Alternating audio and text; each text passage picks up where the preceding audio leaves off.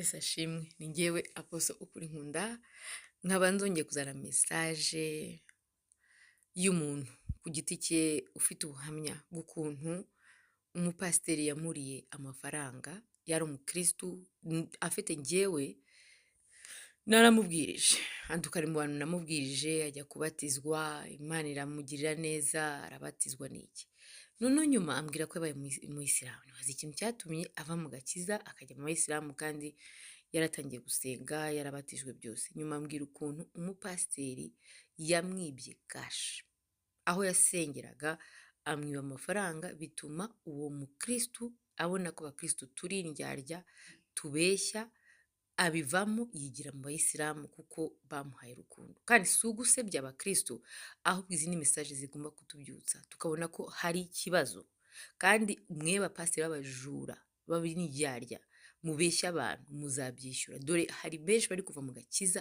kubera satani abakoresha mukaza mukabeshya ngo muravuga Imana ariko ari satani uri kubakoresha mugatuma mubera the Bible says jamira ngo muzabera abandi igisitaza none n'abakozi Imana muza mukabera abandi igisitaza ukumva ko ijuru rifite gute ntibishoboka nibi nk'uyu mupasiteri ushobora kuba yaramwibye ashobora kuba ari mwigwe abwiriza ijoro n'amanywa ariko hari soul ni iki no eso ni umuntu hari ubugingo bw'umuntu bwavuye mu gakiza bujya mu Bayisilamu kubera we ukaba uri kuririmba uri mu ijuru ngo Yesu nzajya mu ijuru nta juru ufite utavuze ngo umenye ibyo bintu wihane unasaba imbabazi kuko hari byinshi dukora nk'abakristo ntitunamenye ingaruka zabyo wowe ukagenda uvuga ngo Imana ntiyampaye umugisha yarawuguhaye ubwo wowe kubera kwitwara nabi n'ibintu ukoze ubuse nk'uyu nguyu wavuye mu gakiza kubera nk'uwo mupasiteri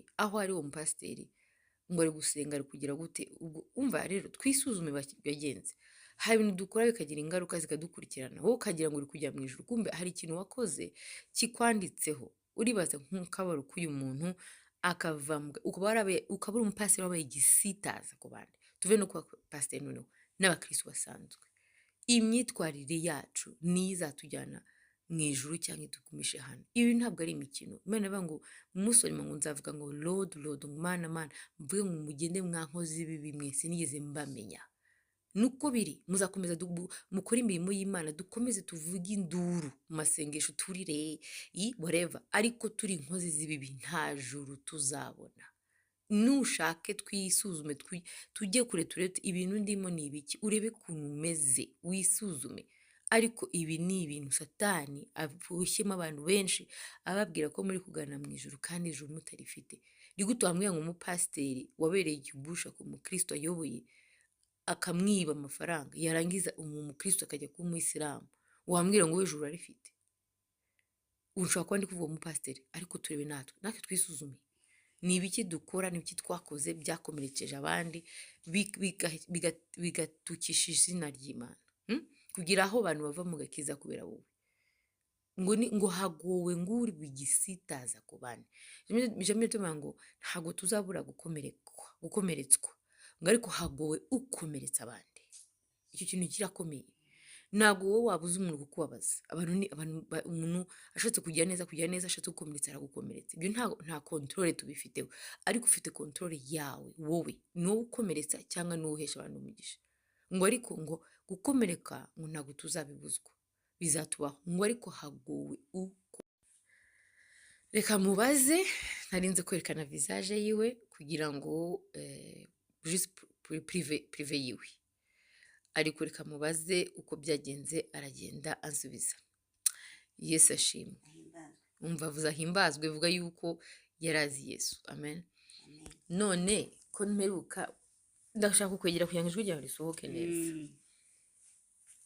none ko mperuka ukijijwe nkasanga warabaye umusilamu byagenze gute ese byatewe aravuze ngo byatewe ese nakoze ubukwe ngo yakoze ubukwe 18/8/2018 mu 2018 amapesi arazaransengera pasiteri yagusengeye ngo maze pasiteri aramusengera ngo ndangije arangije ngumite ngenda mbese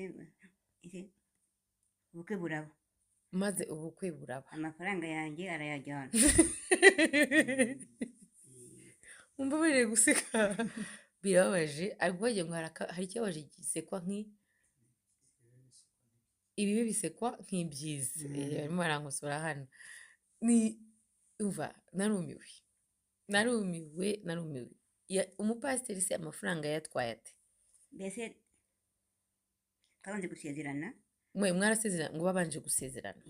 arangije leta yajyana arambye ngo amafaranga ndamutse amafaranga Okay, yarakuye amafaranga naye. None amafaranga ni ikigurira ko yari ayawe? Yaravuye nyine baduhaye nyine kwa nyine amaturo nyine batura. Baratoye barateranya abakristo mu gaseke bavuga ko ari ayawe y'ubukwe. batera arayajyana. Ayajyana amaze kujya mu gaseke. Arayajyana avuga ngo nayo. Avuga ngo nayo, maze umubwira ngo nanjye se amafaranga nayo. maze umubaza gute? amafaranga se yajyanye kandi arayanjye. Amubaza ati amafaranga ko yajyanye kandi arayanjye. Pasiteri aramusubiza ngo naye ngo agomba kuyajyana. ngo naye agomba kuyajyana. ubwo rero mutamwihorera. Aramwihorera. atagenda no kwanza abara muri Karumuna yitwa Claude. Aramuvuze. Yitwa Claude nde? Claude irindi yitwa Ndera. Arasegera he? muri Karumuna hariya. muri Karumoni aramuvuze. muri Karumuna basigera gana he? ariko nyine hari nyine urenze uruzi tujye muri Karumuna. Iyo urenze uruzi ukajyaho, ubwo wowe umupasiteri nimba wizi bakuvuze wihane usaba Imana imbabazi, ariko ufite umuntu wakomerekeje, ubwo nemeza ko atari we wenyine, wenda hari n'abandi. niyo mpamvu navuyemo hanyuma injya mu Bayisilamu yarambabaje cyane. Ngo impamvu yavuyemo yarababaye cyane ahita abivamo yigira mu Bayisilamu. Kubera iki wumvishe ko ugomba kubivamo? nuko nabonye bimbabaje cyane. Nuko yabonye ngo bimubabaje cyane. None niyo message waha abakristo? Ubundi se kuki wavuye? Kuki wahisemo Abayisilamu? nuko nabonye nyine ari bo nkunda nyine cyane kuko nyine batamera nk'abara bacaca nyine. Impamvu yagiye mu Bayisilamu yabonye batitwara nk'abakristo. Niho mpamvu. None ni iki wabwira aba bapasiteri bakora ibintu nk'ibyo, abakristo bakora ibintu nk'ibyo bakoze? ubwo rero nyine nimba n'ababirimo nabo bisubireho. Ubirimo ngo yisubireho. ubwo rero nyine pasiteri nyine ubwo nyine wese nimba yabyumva nawe nyine yarakosheje. Nimba kandi umupasiteri abyumva nawe yarakosheje. Ngira ngo message urakoze cyane, Imana iguhe umugisha. Ariko uko iyo ni accident, uko biri kose umenye uti abakristo ntabwo ari bamwe. Nk'uko hari abantu babi, hakaba abantu beza ku isi, hakaba urumuri, hakaba umwijima, ugomba kumenya ko hari n'abakristo babeshya n'abakristo batabeshya. Uri kubyumva? Rero ntuzareke ngo umukristo umwe wabeshye, wayobye, w'indyarya se, w'umubeshyi, ukurikira kristo kubw'inyungu ziwe, ngo aze agukomeretse bitume wumva yuko abakristo bose ariko bari. No. Satani arakora kandi akorera mu bantu kandi ari no mu rusengero. Rero wumve ngo rwose abakristo bose si ibyo bakora, abapasiteri bose si abajura, n'abakristo bose bazima ntabwo ari abajura cyangwa ngo babindyarya. Rero icyo nakwifuriza ni uko umuntu wese waba waraciye mu bintu yaciyemo, ko waravuye mu gikristo kubera wahuye n'ibirura, wahuye n'abajura n'indyarya zivuga Yesu, zibeshya, cyangwa abantu bagendana kamere badahinduka. Ntucike intege, umenye uti nyine wahuye n'umuntu Satani yakoresheje kugira ngo akuvane mu gakiza. Ariko ntukavemo, hagarara, uze Imana iguhuze n'abantu bazima, ariko wumve ngo hari abakristo bazima, hari n'abakristo batari bazima. Ariko ntufate uvuge ngo umuntu umwe ureke atukishe bose, ahubwo umwe ashobora no guhesha umugisha bose. Haleluya. Rero icyo nkwifuriza ni uko Imana igusura ikakiza icyo gikomere cyawe, ikakwereka ko vraiment inzira warafashe atari inzira yo kurimbuka, ahubwo wahuye na Satani ushaka kukurimbura akorekeje umuyobozi wari ufite, kandi uno pasiteri wari ufite wawe. Niho wasengeraga. Urumva rero hari benshi mushaka kuba mufite ibikomere by'aho mwasengeraga cyangwa abakristo. Ndagira mbabwire ngo ntumureke ngo abo bantu bataye umurongo bagutesha umurongo. No. wireka ubuzima bwawe ngo bujye ikuzimu, wireka ubuzima bwawe bujye ikuzimu hejuru y'umuntu uri kujya ikuzimu. Ubuzima ni uguhitamo, kandi iyo turi mu rugendo duhura n'abantu benshi n'ibintu byinshi, duhura n'abaguye n'ababivuyemo ariko bagashaka ko n'abandi bagwa. Kandi wumvire ngo Satani intego aba afite ni ukugira ngo atuvane mu gakiza. Rero ntuwemere Satani ngo akuvane mu nzira nziza kuko wahuye n'umukozi wayo wishushanya, sibyo? Cyangwa umukozi wawe ashobora kuba yagize intege n'icyo gihe akanga kwihana. Amen. Uko biri kose iyo message ni iyi: bagenzi ba Kristo, ibintu turimo tuzabyishyura. Ibintu turi gukorera abantu mu nyungu zacu uzabyishyura, uzajya ikuzimu. Umva, ibintu muri gukora ba Kristo, muri kuvuga murajya mu ijuru mwiba abantu, mubeshya abantu, muryarya abantu, hejuru y'iriha ry'ibintu, hejuru y'iriha ry'isi, nta juru muzabona. Namwe babibakoreye mubareke, mubahe Imana, ubundi mukomeze urugendo rw'ijuru, kandi ndasenze ngo Imana izabakize, ibereke ko Imana ari nziza. Umuntu nk'uwo ntabwo aba agendana n'Imana, nta n'iyo azi. Imana izaguhuze n'umuntu uzi Imana, uzayikunda, kuko Imana, iyo wahuye n'umuntu uzi Imana, umutima wawe uraruhuka. Umva, Imana ni nziza, ariko Satani ni mubi, kandi Satani akoresha abantu yiyoberanya mu bakristo batazi Imana, badashaka gukizwa. Rero ndabifurije ngo twisuzume bakristo, twiyeze, kuko ibi bintu murimo, ibintu turimo, ndi kuvuga murimo kuko ndi umushyitsi hano, ariko ni ibintu Imana iri kunyereka, kandi nanjye biri kumpa isomo. Ariko ibintu turimo ntabwo ari imikino. Iyi ni imitima y'abantu, ni n'umutima wawe, ni n'ubugingo bwawe. Ushobora kuba uri aha nk'uyu wakoze ibi, amafaranga warayariye, uranongera uranashonza. Iyo baga basi wanayiba akagutunga ubuziraherezo.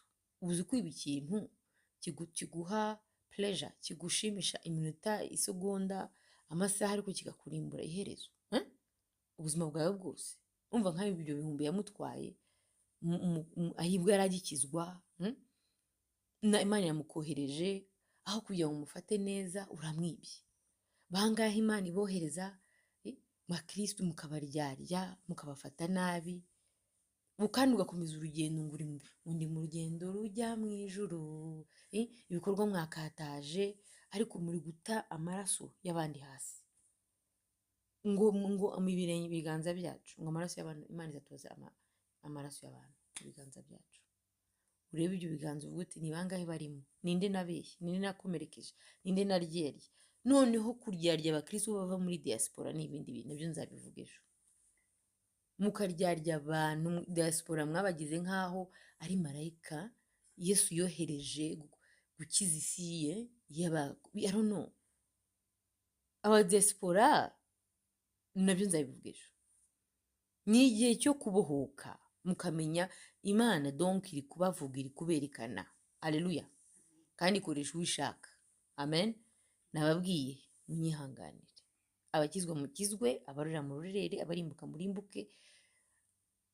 Hari n'abirimo batabizi, abo niho ngendera cyane, ukagira ngo bakwigishije kuryarya, kubeshya, gukorera Imana ku nyungu yawe, ukagira ngo ariyo nzira. Ntabwo iyo ari inzira y'agakiza. Bumenya kuri urye cyangwa nturye, urye duke ariko tuzima. Ube umuntu w'umukiranutsi, kiranuka. Kandi uwo ni umwuka uba turimo wihisha, ntawuhima, n'uwuhima. Ubwo rero muryarya abantu kuva mwawe barushije ubwenge. Ntabwo ari ubwenge, ni ubuswa. Ubwenge ni ukubaha Imana. Ngo the beginning of wisdom, ngo intangiriro y'ubwenge ni ugutinya Uwiteka. Ibwo rero ni ubuswa. Ntabwo uri umunyabwenge, ahubwo uri indyarya. Umukristo wese uryarya umukristo, cyangwa akaryarya abantu, ngo nuko avuye diaspora, cyangwa se ngo nuko abonye kasha mufiteho, inyungu yose Satani akwereka ufite umuntu kugira ngo umuryarye, kandi ukoresheje izina ry'Imana, ntabwo uba uri umunyabwenge, uba uri indyarya. Ngo Satani afite ubwenge bwica. The cunning, he's cunning. Cunning donc ni bwa bwenge ariko bufite umumara, bwa bwenge bw'uburyarya. Burimbura. Rero ubu ni ukwisuzuma, kuko nta muntu uri guhima, niwe wihima, niwe uzarimbuka. rwose uzarimbuka.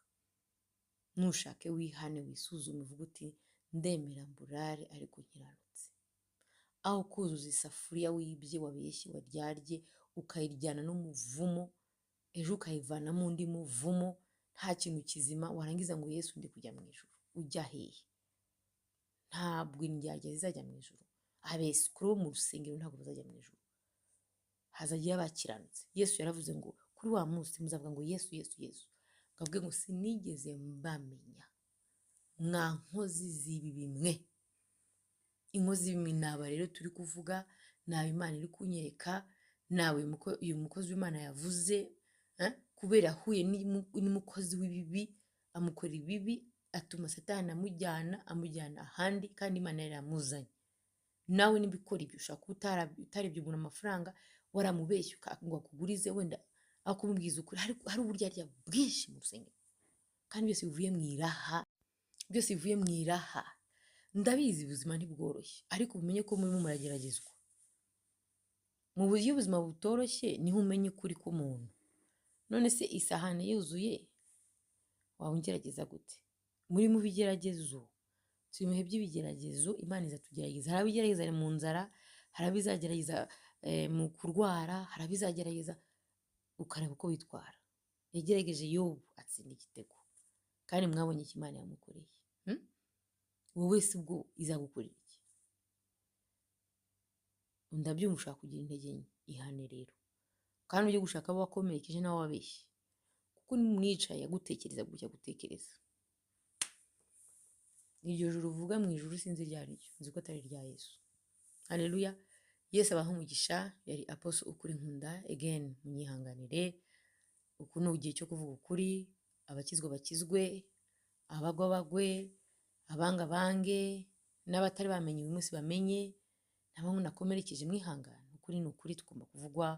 Kandi Apostle Ukuri Nkunda. Shalom shalom. Kizwa wenyine, ureka barimbuka barimbuke, wikwishinga abandi. Isuzuma uvuga uti umwuka wawe utaramfashe, kuko turi abantu.